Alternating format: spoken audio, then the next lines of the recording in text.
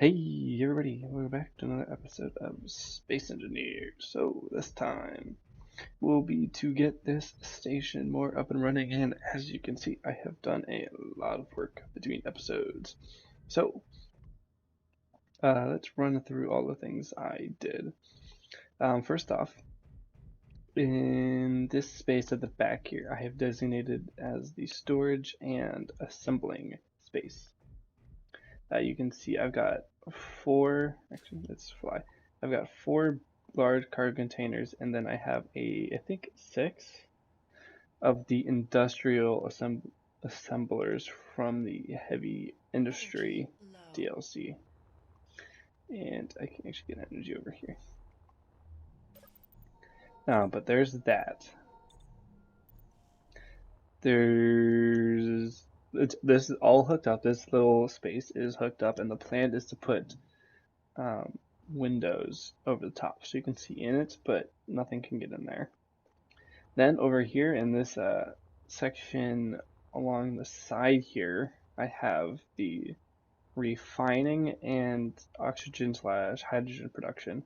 So I have the refineries, the industrial refineries, which are really cool. They have this upper deck here that you can get in.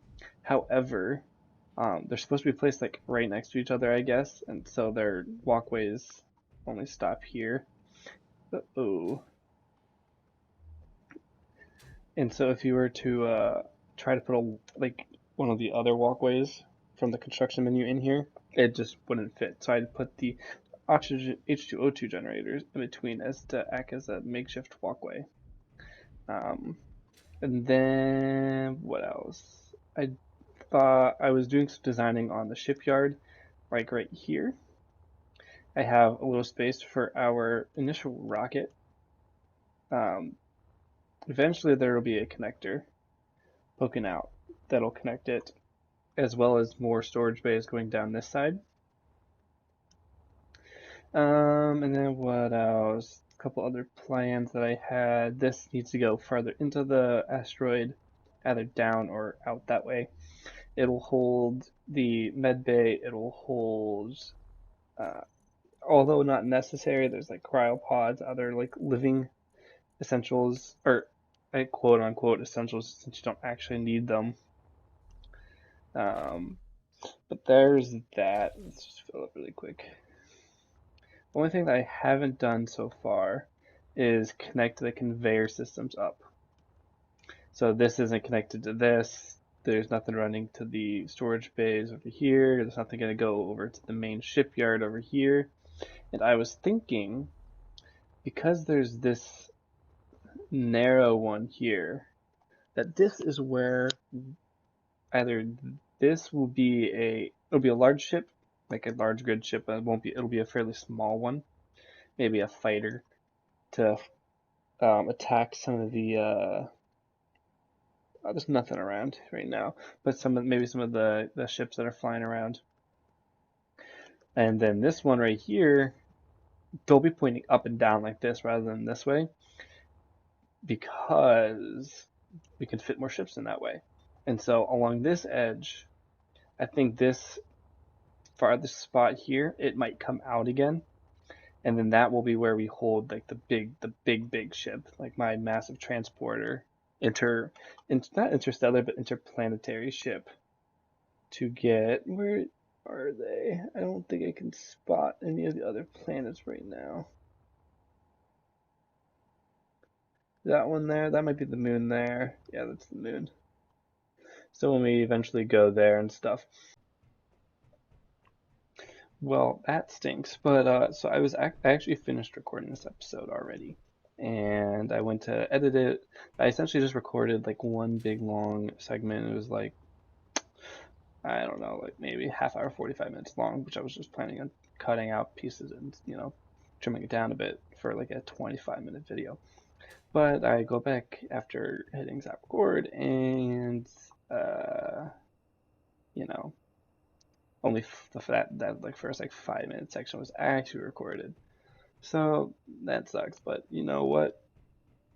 I just rambled on while I did a couple things, but we're planet side right now, and the reason is because we needed to come back and get resources. The problem that we're having up there is that I cannot find any resources other than iron. And even though I do have iron nodes, I don't have anything to mine them with. So I bring up a bunch of iron and then a bunch of other resources for me to use up there in our assemblers to produce whatever I end up needing. Because I'm not going to produce the raw ingredients here because I don't actually need, I like know what I need, you know. So I actually loaded everything up. Make I need to make a couple of mining trips, but I can do that off camera. But we can go back up and I can show you guys what we did, as well as I could talk about a couple of things I rambled on about. So there we go. And then we just go like that.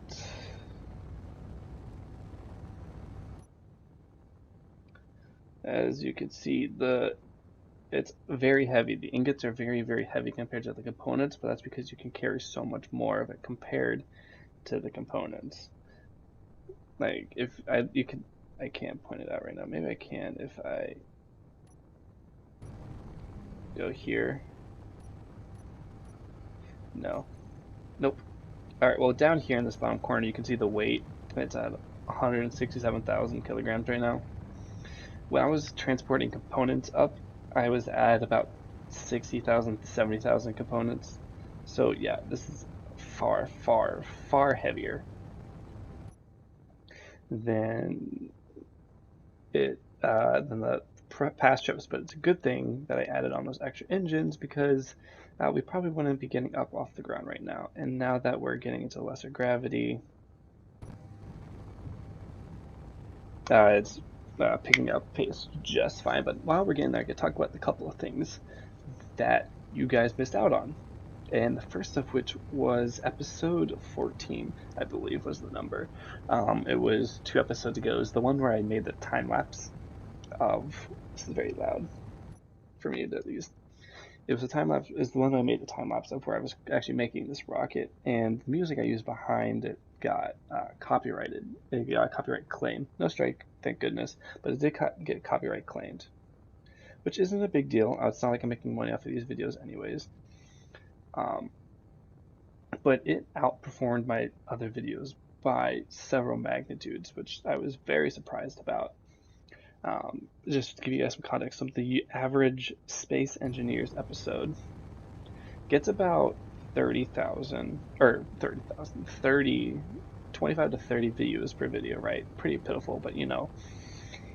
And the Riftbreaker episodes get 10, maybe, on average. So if you think about it, that video got 40, I think it's at 44 right now at the time of recording, maybe it's up to 45. But it did get dampeners on, please. But it massively outperformed my other videos. And we're slowing down by a magnitude of the other space energies by like 1.5 times. And very, very heavy. I need to go retrograde. And the Riftbreaker episodes it outperformed by, 4 to 5 times better than normal. Let's see. This is a very, very, very heavy ship now. So I do not want to go too fast and crash. Which was actually that it outperforming was a huge surprise. I thought that with a copyright claim it would underperform, but I guess it was the other way because they wanted to get that music out to people, which makes sense as a business idea. But I just wasn't expecting it, and it was a great surprise for Thanksgiving and whenever I made that video.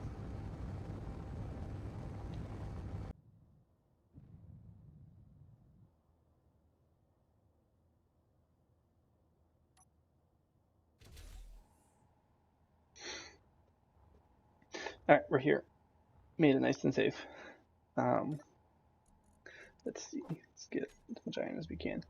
But the thing I was talking about was if you remember, it had to be about maybe 8 episodes ago by now, was the fact that I'm not going to allow myself to go straight to reactors and ion engines, ion thrusters, because to me it feels very, very cheaty the way that you can just basically skip. So I don't know if I can see it now, but there's some ship about 12,000 kilometers away from here. I did this in that section that got cut off. But it almost guaranteed has ion engines. And so I, in theory, could go attack it, grind up its thrusters, and then I would have free ion engines, because I'm pretty sure they use platinum, which you can't get here. Even in the asteroids, you can't get. I think they have some sort of. Yeah, see, right there, they require platinum ingots. So, which you can't, which as far as I'm aware, I haven't seen in the asteroid belt or on Earth. They might be on the moon. They might be on the moon, which I'm not sure about. But you can't get them here. And so the idea is that I'm not going to allow myself to do that, because that seems kind of cheaty to me, to allow myself to get free resources that I really shouldn't have access to. And it's a very I mean, it is a viable way of doing things. I just don't want to. And so I bring this point up because while I was exploring for resources, and the reason why I have to bring all these resources up is that I only ever found iron and a uranium node. And as far as I'm aware, reactor component does not take anything special except for silver, which we do have access to. And so for those of you that are only joining in now, or don't remember from a couple episodes ago, the idea is that I'm going to restrict myself from using reactors and ion engines for a while. Not forever, but for a while. And the only exception to this that I'm going to make is that I am going to allow myself to have a reactor on the base down there, because I don't want to have a huge solar field panel or wind turbine farm to power that base. The point of it is to be hidden in the mountain for the most part, so a reactor makes sense. But like this base up here, I'm not going to allow the use of a reactor. And what I'm going to use instead is a field of hydrogen engines, not the thrusters, the engine, the one that produces power. That way, and I mean, they do produce a good amount of power. Hydrogen. Like, I think large grid, they produce 5 megawatts, which is, I mean, it's far more than those wind turbines, but, you know, obviously they consume fuel. And this will essentially force me to A, make sure I'm bringing a constant supply of uranium down to the base down there, as well as forcing myself to continuously bring ice up from the miner to this base to power it, right? It's just a way to make the game, you might say more tedious, but to me, more role play, right? And I'm almost done moving all of these resources over. But let's get a bunch of that done, because I do need those, and then maybe a couple of the computers. Right, so maybe once we get to the moon, or what we could do for now, obviously in the future this will change, but we could say for now only planet side bases can have a reactor on them. And then say we finally get it to another planet, not the moon, but whatever other planets are out there. I don't know what they all are. I think this is empty now. Yeah. And once we get to there, then we could start putting reactors on the asteroid like space stations, as well as being allowed to put ion thrusters on these, but we cannot put reactors on them yet. Very big difference. I just realized that that's crooked. And so how would you, ion engines use power as their fuel, so how would you power them? Well, we can still use hydrogen in the hydrogen engines to produce the power or to power the ion engines until, say, we get to the second planet, although in theory, after you get to the first one, getting to a second one is much easier. Unless you have the jump drive. Jump drive.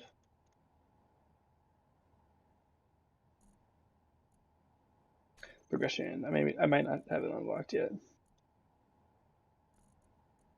Jukebox. Assembler. I could have sworn there was. Well, even if there isn't one, I will be getting it. Maybe drive.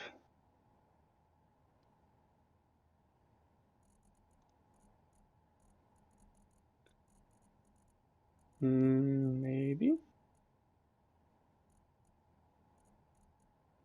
Antenna dish, laser antenna.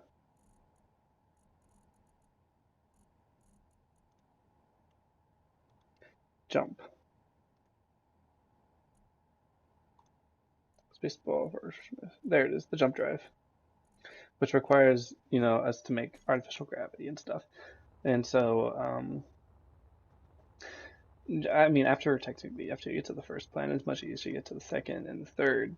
But maybe after, I don't know, a long enough time, then we'll be able to put reactors on the ships. Small reactors at first, then large reactor. Or probably we could probably just jump that step. But you know what I mean, like give us some sort of sense of artificial progression, which I think not necessarily necessary. I think it'll spice up the game a bit,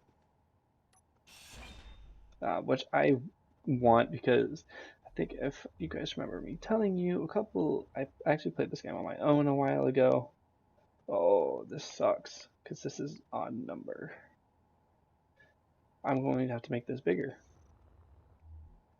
Or, I mean, this is an even number of tiles wide, and it needs to be an odd number. I can do that. That's not a big deal.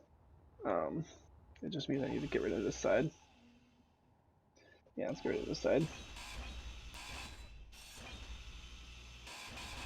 Unfortunately. But yeah, I think that'll add a lot of, not necessarily variation, but a progression that keeps this game fun, because using hydrogen engines and ion engines is totally different. And to me, ion engines just feel not necessarily cheaty, but they feel like they're too easy. There, 1, 2, 3, 4, 5, 6, 7. And so, yeah, I'll build this, but because I already lost some of the recording, I'm actually very short on time this time for this episode. So I hope you guys enjoyed. If you did, please leave a like, and I will see you guys next time.